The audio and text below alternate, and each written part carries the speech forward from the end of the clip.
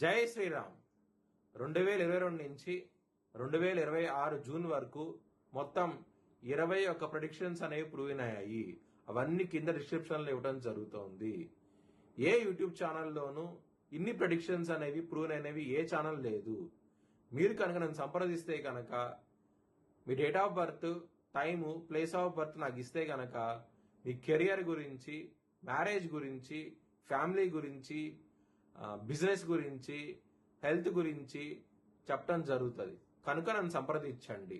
కన్యారాశికి అధిపతి బుధుడు. కన్యారాశిలో హస్త 4 పాదాలు, చిత్త 1, 2 పాదాలు, ఉత్తర 2, 3, 4 పాదాలు ఉంటాయి. ఈ నక్షత్రం వాళ్ళందరూ నేను చెప్పే వార ఫలితాలు వర్తిస్తాయి.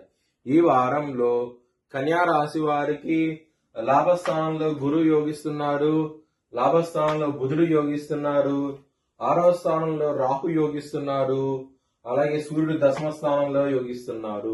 4 గ్రహాలు యోగిస్తున్నాయి. సప్తమంలో శని ఉన్నారు కాబట్టి నల నువ్వులు బ్రాహ్మణుడు దానం చేయండి, మంచి ఫలితాలు ఉంటాయి.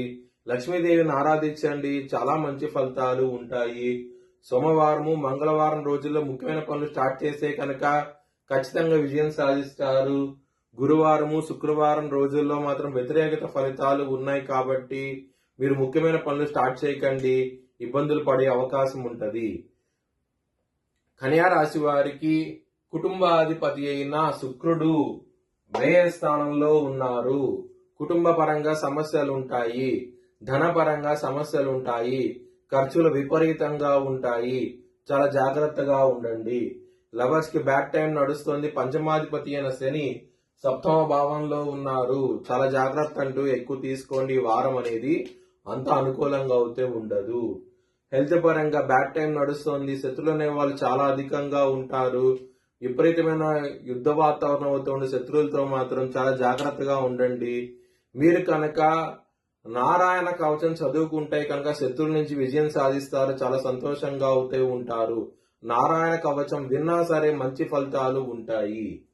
బిజినెస్ పరంగా పెట్టుబడి తగ్గించి పెట్టుకోండి, సమస్యలు ఉంటాయి. మ్యారేజ్ పరంగా సమస్యలు ఉంటాయి, చాలా జాగ్రత్తగా ఉండండి. వృత్తి పరంగా మాత్రం చాలా బాగుంటది ఈ వారం అనేది. ఎందుకంటే లాభస్థానం నుంచి బుధుడు తన సొంత ఇంటికి వెళ్ళబోతున్నారు, మిథున రాశిలోకి.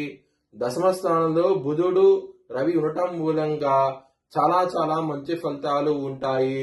రాజయోగాన్ని చూస్తారు. వృత్తి పరంగా మాత్రం మంచి జాబ్ గాని లేకపోతే జీతం పెరగటం గాని జరిగే అవకాశం ఉంటుంది.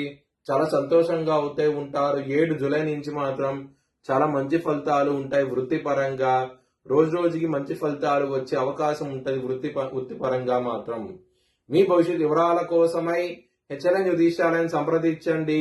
Please like, share and subscribe my channel.